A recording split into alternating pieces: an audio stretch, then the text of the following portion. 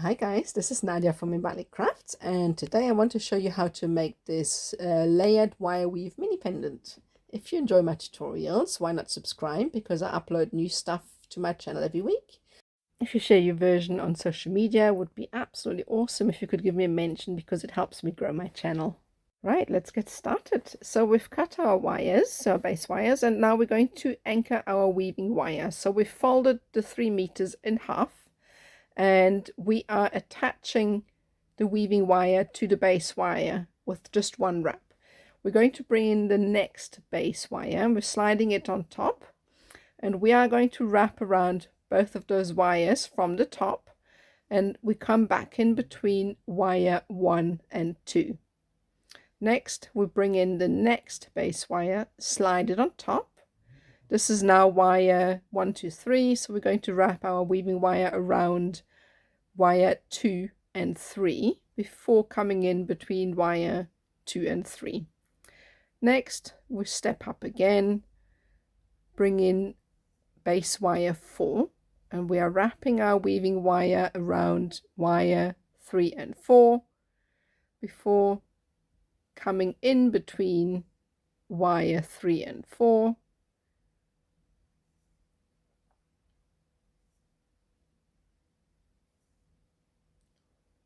Like so. Sometimes can be a bit sticky. And lastly, we're going to bring in our last base wire. We slide it on top like so, and we are going to wrap around wires 4 and 5. Now you could obviously add more if you want to make this much wider, but this design only has 5 base wires. So lastly, once we get to the top, we are just wrapping around the top wire once before coming in between wire 3 and 4, and then wrapping around wire 4 and 5 like so. So we're going to bring the wire in between wire 2 and 3 and wrap the weaving wire around wire 3 and 4. We come in between wire 1 and 2 and wrap around wire 2 and 3 before coming around wire 1 and 2 and then wrapping it around those 2 wires as well. And then the last step is to put a little wrap around wire 1, and that is one set of this weave completed, and we're just going to continue until we have enough.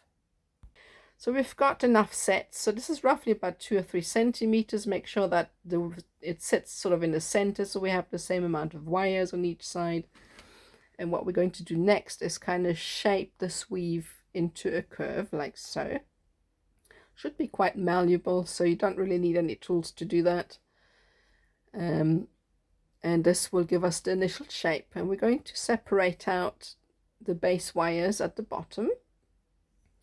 And we're going to take the 2 left or bottommost, if we can even say that, wires, and we're going to do a very simple 2 by 5, which is twice around the base wires, the 2 base wires, and then 5 times around the base wire only. So here I'm doing the 5 wraps around the base wire only.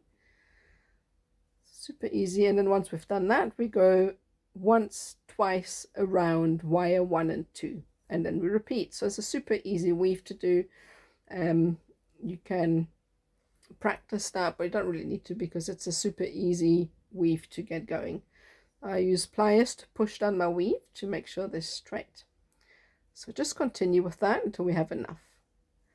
So we've got about 14 sets of this, and what we're doing next is we're rotating this in a clockwise motion like so, and then we're going to bring it back towards the left and then bend it back over the frame like so. So fold the wires over, and this kind of locks them into place provisionally like so.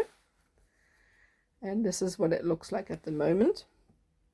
So next we are going to create some more 2 by 5 weaves at the bottom. So if you need to bring in some more weaving wire, but because we've started with 3 meters, which we folded in half, we will then have enough wire to do the weaving here. So I think my wire broke, that's why I'm adding in more, but you should have still some left.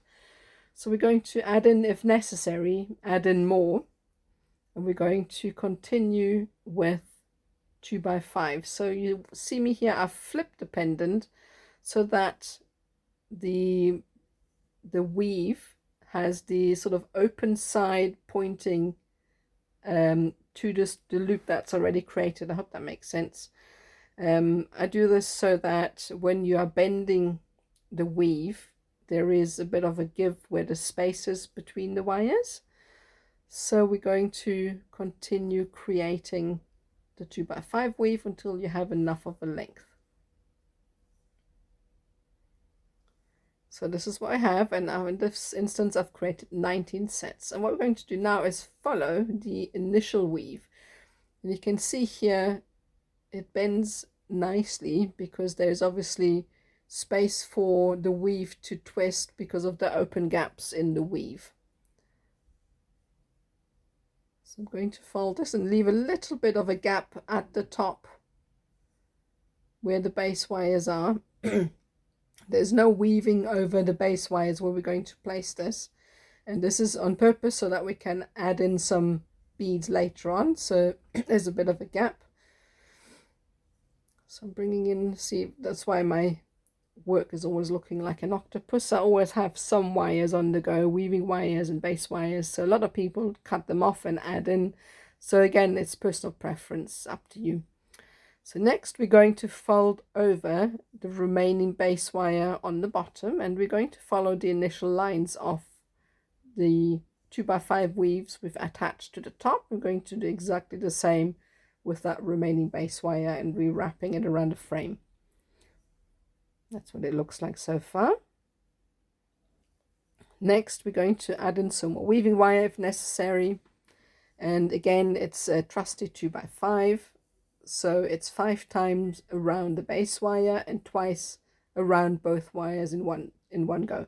And you can see here that the closed section of the weave is sort of pointing towards the bottom of the pendant. So we're going to continue with that. So again, 2x5. It's always a little bit fiddly when you are close to the frame, for me personally anyway, as there is not plenty of space to maneuver. So that's what it looks like. So we've got enough of a weave, and once again we're going to follow the initial shape. So twist in an anti-clockwise motion, and then we are going to follow the shape of the 2x5 weaves, but this time we're coming from underneath it to go around the underside of the weave, and we're going to attach it to the sort of broad section, the cornrow section. And I'm trimming off some wires here, and I'm going to loop this around, and I'm tucking the wire ends into the weave. Obviously just make sure that they're anchored properly so that they don't come undone when you're wearing it. And that's what it looks like so far. So next we are creating another set of 2x5s. So you need to add in quite a bit of more wire, because we're going to, from this weave, we are then going to go into a set of cornrow weaves. So we need quite a bit of wire to start with. So I'm doing about 5 sets of the 2x5, and I'm going to twist this in an anti-clockwise motion to follow the initial shape, like so. Slightly higher than the first row. We're going to add in a jump ring through that section there, so make sure you leave enough space for a jump ring to go through. Sort of quite a large jump ring, because obviously you don't want it to be too weak. Next we're going to take one of the wires from the side, and we're going to twist it following the 2x5s, and now we are going to separate out those 3 wires running parallel to each other and straighten them out a bit. That's what it looks like. So I always find straightening it out helps to get the weave to be neat and tidy. So I always tend to get my wires as straight as I can. So we're going to use the remaining 0.426 gauge that we've got left over that we added in just now, and I'm going to go back into the cornrow weave. So I'm going to try and show you as best as I can close to the beginning, but my camera just cut off, so I'm going to show you again here. So the way it works again is go once around the top two wires, then we're going to go around the top wire once before coming in between wire 1 and 2, and we're wrapping around wire 2 and 3. Then we're stepping down, wrapping your weaving wire around 1 and 2 before wrapping your weaving wire around wire 1 once. And then we repeat the pattern. So once you've got enough, so you can see here why we needed 2 meters of wire. So we're now going to shape this cornrow weave and follow the shape of the pendant. And once again, we're coming around from behind and we are wrapping the remaining base wires around the cornrow weave on the left. So we've got the 3 wires here, and you need to make it so that there is enough wire left so that you can wrap it around the base easily. So you can see me here wrapping all 3 wires around the base frame, but it's actually better in retrospect, I'll show you just now what I mean, is to actually trim off the 2 inside wires on the left and wrap around only 1 wire. So what you would do in essence is cut 2 of the 3 wires, twirl 2 of the wires in on themselves so that they're tucked away, and only wrap 1 of the base wires around the frame. What that does is it leaves less bulk. So you can see here there's a lot of bulk left. I've adjusted this later. So you can do it this way, or you can do it the way I've just described. You can see from the back even there's a lot of bulk there. So it's better to just wrap 1 wire and trim the rest off. So if you're going to continue with this sort of method, you would then trim off all of the wires and then once again tuck them in. So that's what it looks like. So we're flipping the pendant back from back to front, and we are going to now attach the top weave, leaving a little bit of a gap. I wanted to attach these wires later on so that I could control the gap, as I always continuously swap and change with my weaves. So but you can attach this from the start if you want to, or you can do it this way. It's entirely up to you. So I'm going to feed these 2 wires through the little gap, and I am then going to trim them off. So I'm just adjusting as I go along. So I'm quite happy with the way it looks, and I'm now trimming off the remaining base wires. I mean, you could continue and reuse those wires to do more weaves, but I thought I better keep it a little bit more simple, so I've cut them off. And I'm going to do the same with the 3 wires left over on the other side. So trim them off, leave roughly about 2 or 3 centimeters, just enough, not centimeters, millimeters, to be able to sort of fold them in on themselves, just so that you can tuck them away so they don't snag on any clothing later on.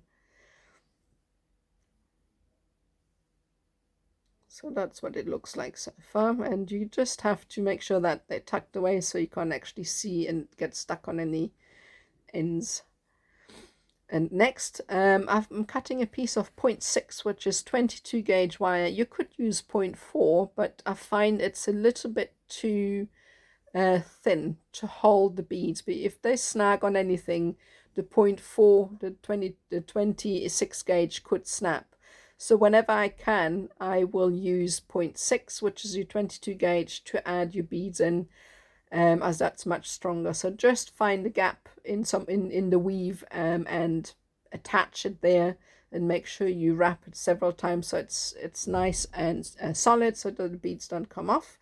One little tip and trick is that I would add these in after you have put the pendant in loss if you're going to do it, because they look much nicer, brighter.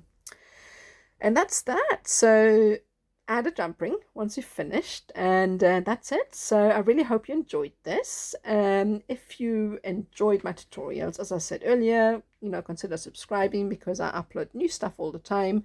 Why not join our fantastic little wire worker group, which is called Wire Wrap and Jewelry Artists Worldwide? And pop by on my Facebook, Instagram, and TikTok, all on the Bali Crafts, and visit my website if you have a need for square half round wire, or want to have a peep at the other tutorials I do. And as I said, I often run workshops as well. I update them monthly. So yeah, pop by and have a look. And that's it for me. So thank you so much for watching, and see you soon.